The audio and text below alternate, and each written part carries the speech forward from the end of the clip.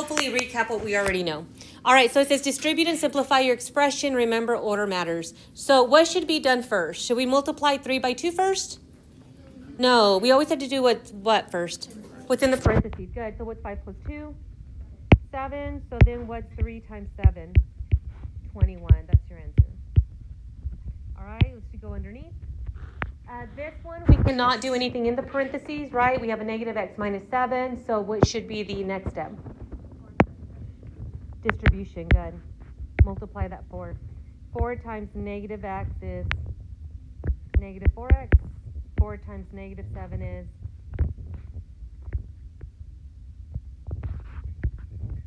28. It's okay. I appreciate you guys even giving me answers. All right, so go ahead and try practice 1, A and B. Give you all a few. All right, so just a reminder, if it's the same sign, it stays the same. So what's negative 12 minus 2? Negative 14. All right, think about the negative sign, right? And this is a common mistake, all right? So we have negative 12, negative 11, negative 10, negative 9, negative 13. Just take that over here. Negative 14. So if you're at negative 12 and you're subtracting 2, should you go toward the positive or toward the negative? Toward the negative. So this is why it should be the negative 14. Okay? So negative 14, and now negative 14 times 6. So we may have that memorized, we may not. If not, and this is what they want to see, especially when you guys get to those AP courses, is they just want to see work. So if you have to come over here and do 14 times 6, do 14 times 6. What's 4 times 6? 24. Carry the 2. What's 6 times 1 plus 2? 8. Now, should this be a positive or a negative? It should be a negative. Okay? It's okay. You guys will get practice. This is what today and tomorrow are for. All right. Can we do anything in the parentheses on the next one? No. So we have to distribute. What is 2 times 4? 8. And 2 times t? 2t. All right, so 2t plus 8. I'll take either one. In algebra, they do prefer the variables, the letters to go first, and then anything without a variable to be the last thing listed.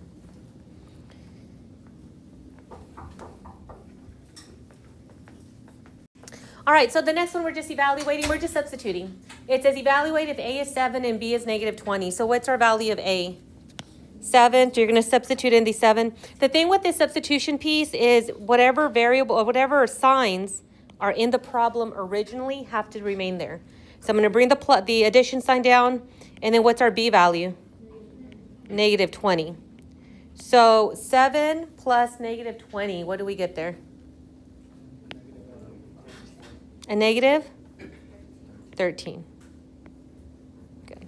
All right, should be subtraction because they're different signs. All right, and the next one, it's only looking for B. So I'm going to substitute in B as negative 20 and then minus 81. So what's negative 20 minus 81? Oh, negative 101. Good job. All right, go ahead and try the bottom two. You're looking at X and Y. All right, so this is the one I want you to be careful with because there is a negative already in that equation. So the X value is a negative 34. So this negative needs to be brought down first and then substitute in the X. So negative 34. And then plus a negative 34. Now that double negative is going to convert to a positive. So that'll be 34 minus 34 because I'm just going to drop that addition. What's 34 minus 34? Should be 0.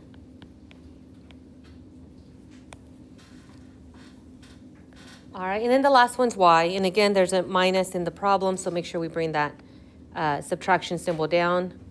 Our Y value is negative 9. Again, the double negatives convert to a positive. So what's 100 plus 9?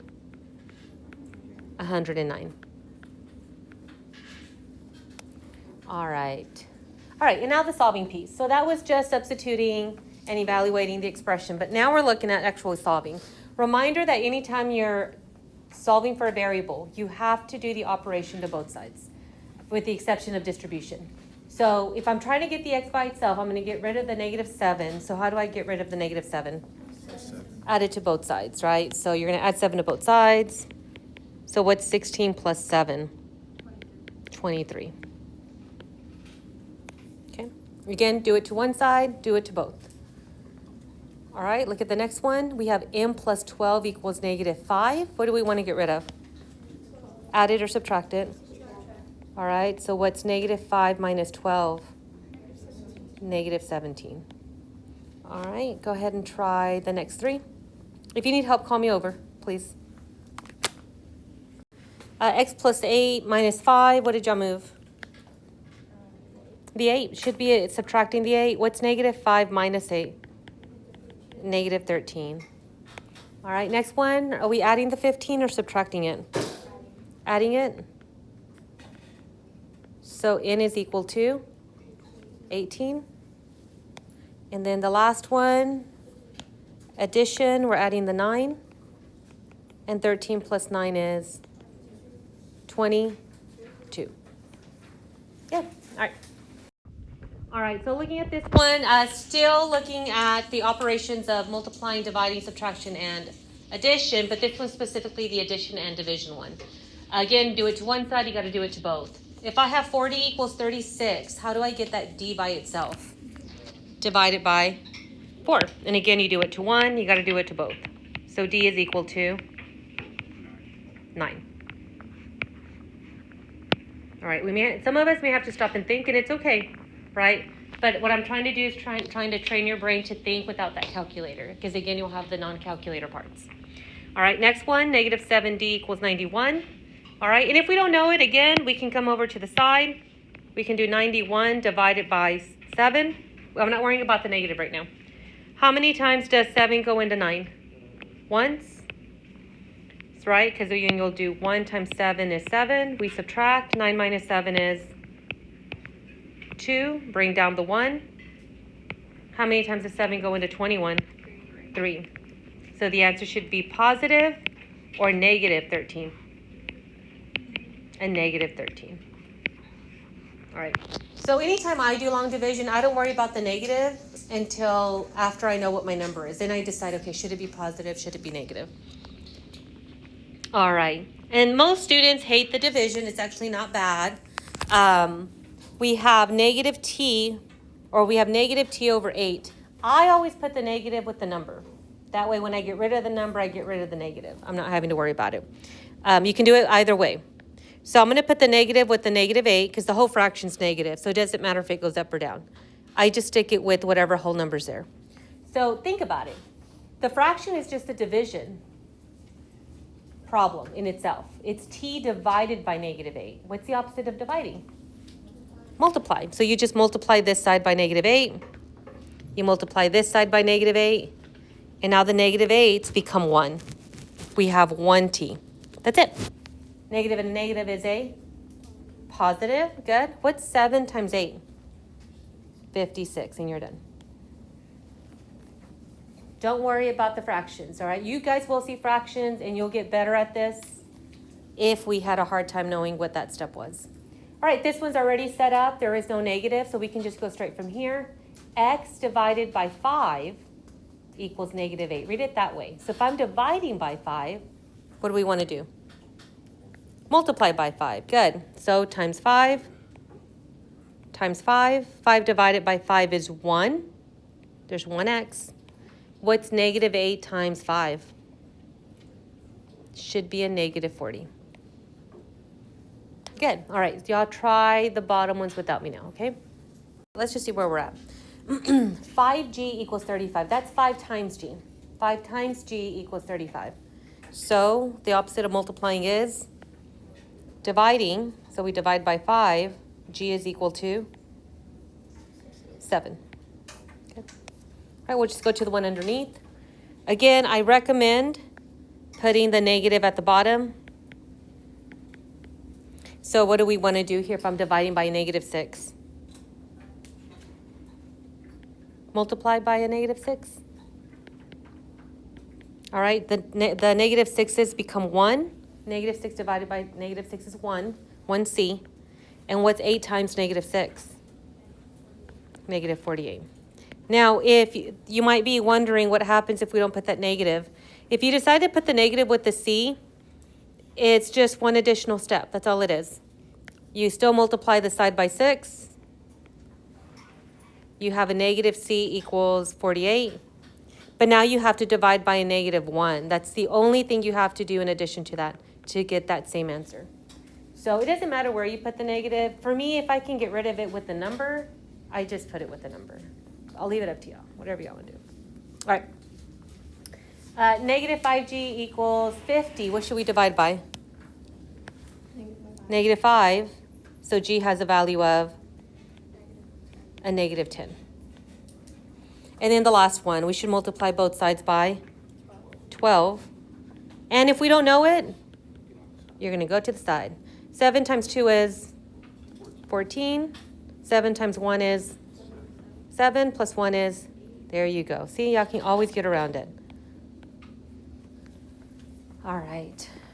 All right, now we're going to get to the multi-step. So now we're taking this and we're putting it all together, all mixing it up. When you're solving for a variable, combine like terms. What are the like terms here? What looks the same? 14 and 4, the p's. So what's 14p minus 4p? 10 p's. Now we're back to that simple equation expressions we were looking at above. If I'm trying to solve for p, what should I get rid of? The 10. Divide both sides by 10, and p has the value of 4.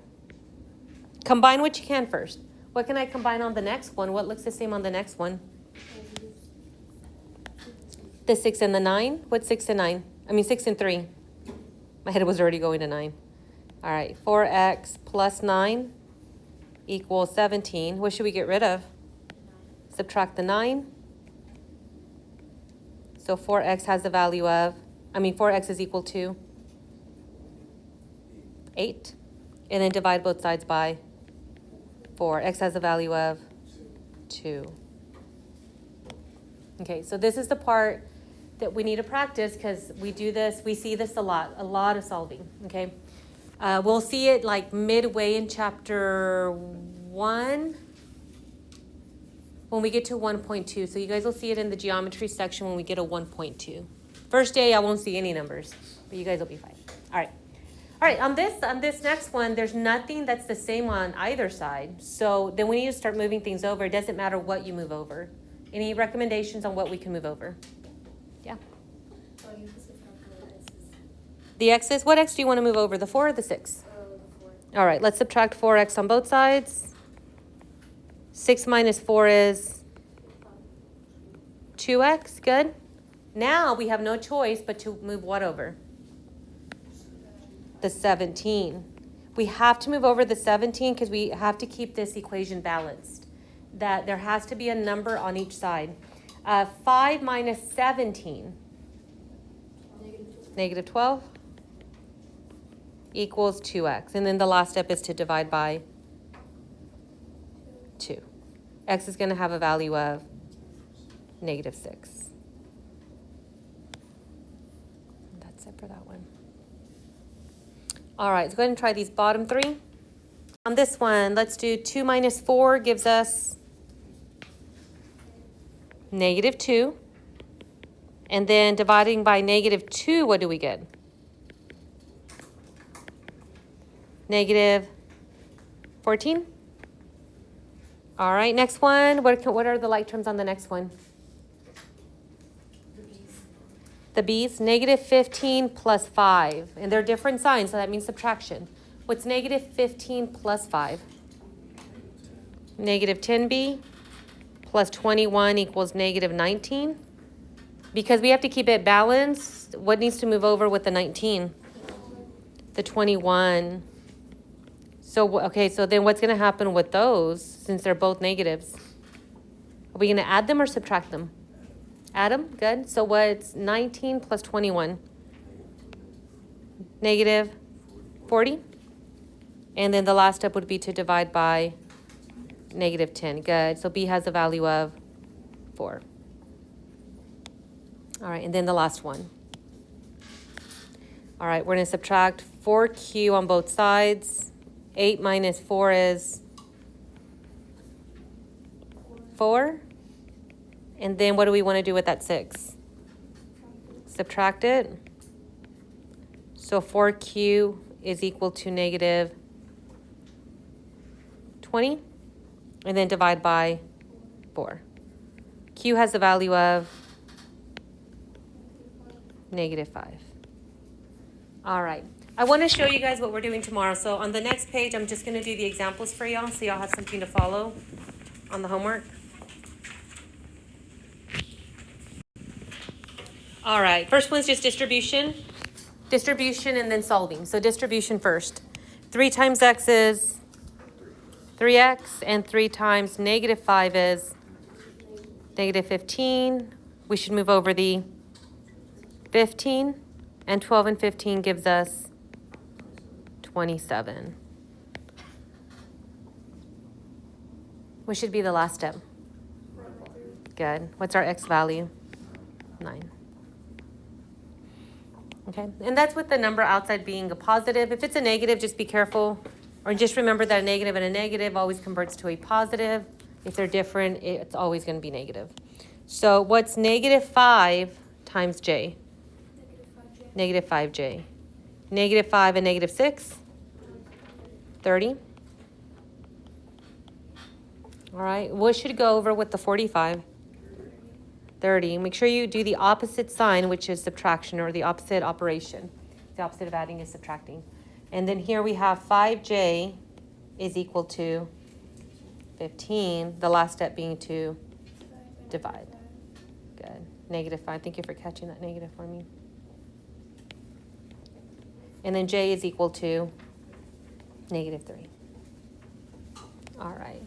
We're going to skip down to the next example. We're going to go down to example 7.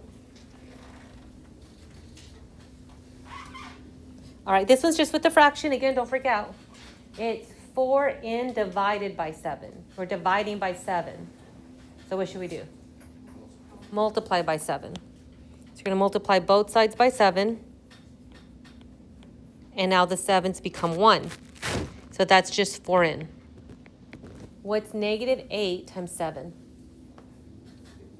Negative 56. Then we divide by 4.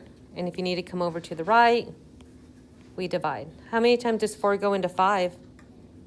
Once. 1 times 4 is 4. Bring down your 6. How many times does 4 go into 16? 4. And then that we get our 0 there. So n is equal to 14. Positive or negative 14? Negative.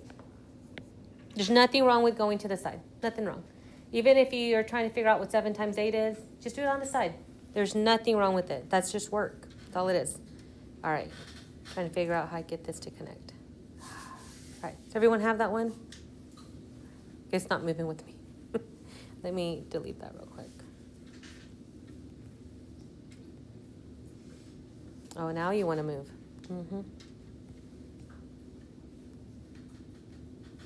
Ms. Kranz, I'm having issues right now. All right, let's take it back.